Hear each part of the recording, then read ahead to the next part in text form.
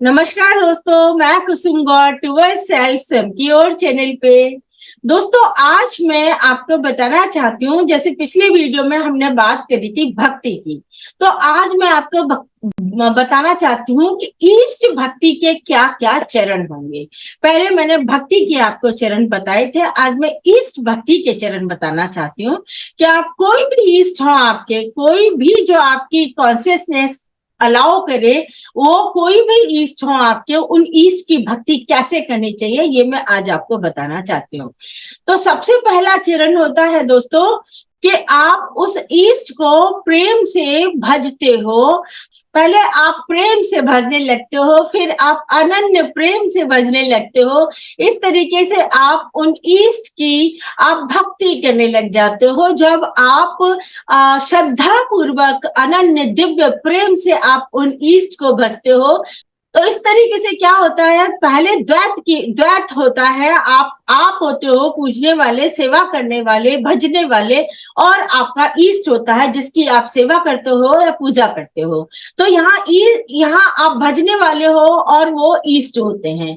तो सबसे पहले द्वैत होता है। ये द्वैत से भक्ति शुरू होती है। कोई भी ईष्ट भक्ति है आपकी द्वैत से ही शुरू होगी, जहाँ ईष्ट होगा और आप होंगे। अब आप अगर आगे के चरण में चलते हो तो क्या होता है, धीरे धीरे आप जब उनकी भक्ति का, ईष्ट की भक्ति करने लग जाते हो, यानी आप श्रद्धा पूर्वक अनन्य दिव्य प्रेम से उनको भजने लग जाते हो, उनकी सेवा करने लग जाते हो, उनसे प्रेम करने लग जाते हो, तो क्या होता है, धीरे धीरे आप अपने आप को भी आप अपने आप को भी समर्पित करने लग जाते हो उनको, और आप अपने आप को पूरा समर्पित कर देते हो। और होते होते क्या होता है कि आप खुद भूल जाते हो, आपका सिर्फ ईष्ट रह जाता है, आप अपने आप को भूल जाते हो। उस ईष्ट के प्रति दिव्य प्रेम में आप अपने आप को भूल जाते हो। यहाँ से आपका द्वैत से अद्वैत में प्रवेश हो जाता है।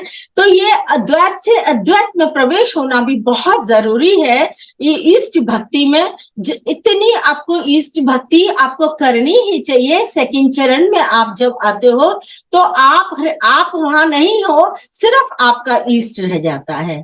और आप करते करते जब आप आगे और करते हो ईष्ट भक्ति, आप आगे इसी तरीके से भक्ति करते चले जाते हो, तो क्या होता है, आपके साथ में आपके ईष्ट की जो रूप है, वो आकार है, वो भी गायब हो जाता है। यानी आपका कहना चाहिए कि वो ईष्ट भी गायब हो जाता है।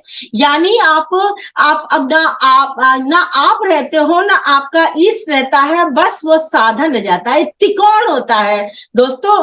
देखिए, भजने वाला और जिसका भजन कर रहे हैं वो, और एक साधन, भजन भाज्य साधन, ये त्रिकोण होता है। इसमें से पहले अपना भजने वाला गायब हो जाता है, फिर आपका जिसका आप भजन करते हो, जिसको आपने ईष्ट माना है, वो गायब हो जाता है, सिर्फ साधन रह जाता है। जो भक्ति है सिर्फ भक्ति रह जाती है, वहां ना कोई पूजने वाला होता है ना कोई पूजने वाला होता है। तो इस तरीके का अद्वैत वहां पे हो जाता है, जहां कोई दूसरा है ही नहीं है।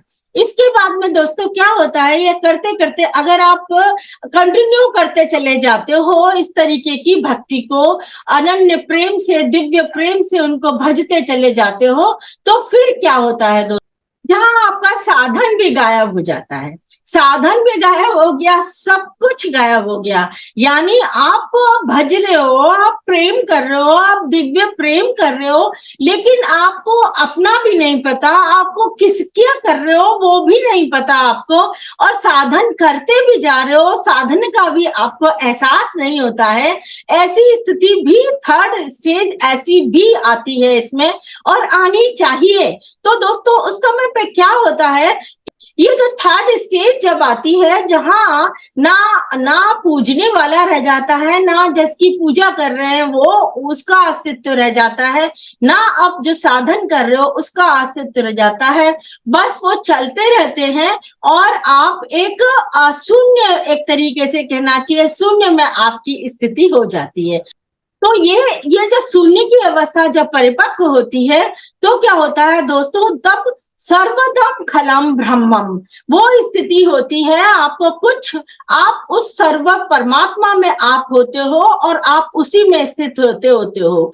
जब आप फिर भी आप अपनी भक्ति को कंटिन्यू करते चले जाते हो, तो दोस्तों क्या होता है कि उस सर्वदम खलम ब्रह्मम, ये सारी जो अभी तक की स्टेजेस हैं दोस्तों, ये सब अद्वैत की स्टेजेस हैं। द्वैत की स्टेज से अद्वैत की स्टेज में परिवर्तित हुई होती हैं, जहां आप गायब हो गए, फिर ईस्ट भी गायब हो गया, फिर सब कुछ गायब हो गया, वो अद्वैत की स्टेजेस होती हैं।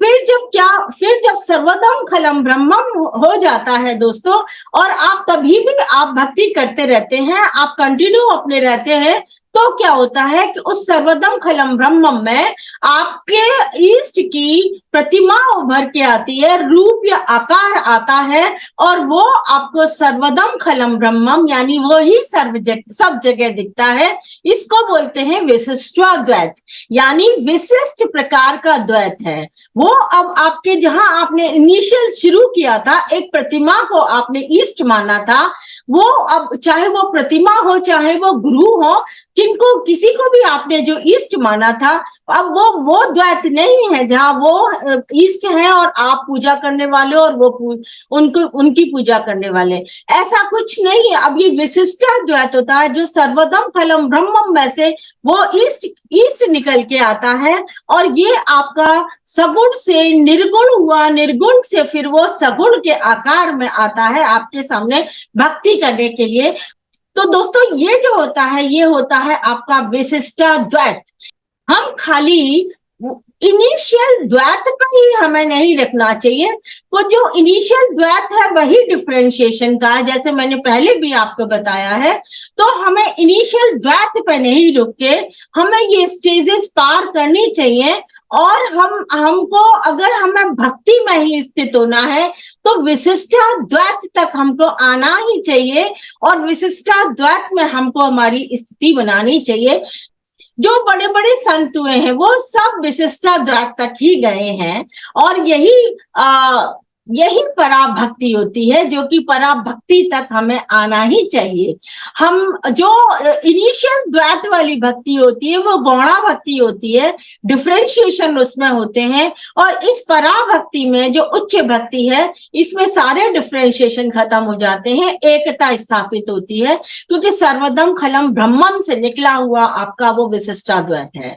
तो दोस्तों आपको इस तरीके से उस द्वैत से लेके इस विशिष्टाद्वैत तक की जर्नी आपको करनी होती है, अगर आप सही भक्त हैं तो दोस्तों आई थिंक मेरे ख्याल से ये समझ आ गया होगा कि किसी ईष्ट की भक्ति हमें कैसे करनी चाहिए, और उसके क्या क्या चरण होते हैं, और हमें हमारी उस भक्ति को कहाँ तक ले जाना चाहिए और कहाँ तक हमें पहुंचना चाहिए।